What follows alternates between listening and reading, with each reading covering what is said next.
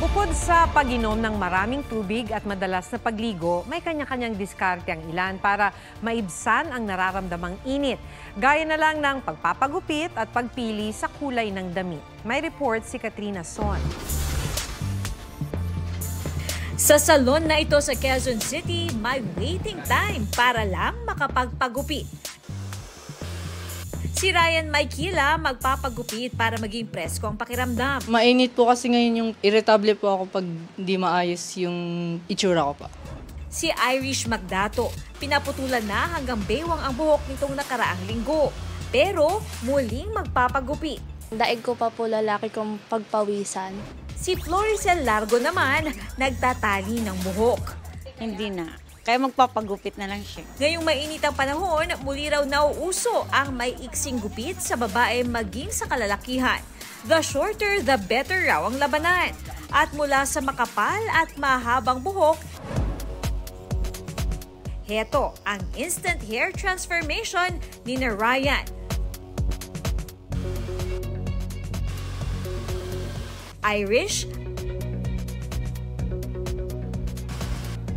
at Floricel Largo. Mas fresh looking at mas maaliwalas na raw ang kanilang pakiramdam. Bobcat talagang pinakauso ngayon, saka yung butterfly cut. Naka-observe kami ng mataas na increase ng customers. Mas gusto nila yung mga may ikli. Para naman sa mga katulad ko na mahaba ang buhok ngunit walang lakas ng loob na magpagupit ng maiksi, may hairstyle din daw na para sa inyo. Pwede nyo raw ipa-layer ang inyong buhok o kaya naman ipatrim ito nang sa gayon ay presko pa rin ang inyong pakiramdam.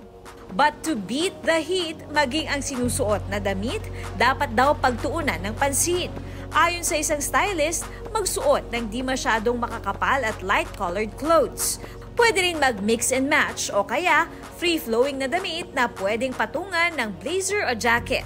Ito yung mga colors na pwede nating gamitin. Example, color blue, yung green, at saka kung hindi natin maiiwasan na mag-color black, pwede naman tayong mag-navy or yung mga dark colors na hindi masyado nag-absorb ng init sa katawan.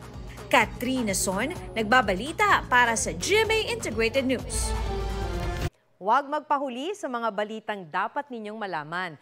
Mag-subscribe sa GMA Integrated News sa YouTube. Sa mga kapuso abroad, subaybayan nyo kami sa GMA Pinoy TV at sa www.gmanews.tv.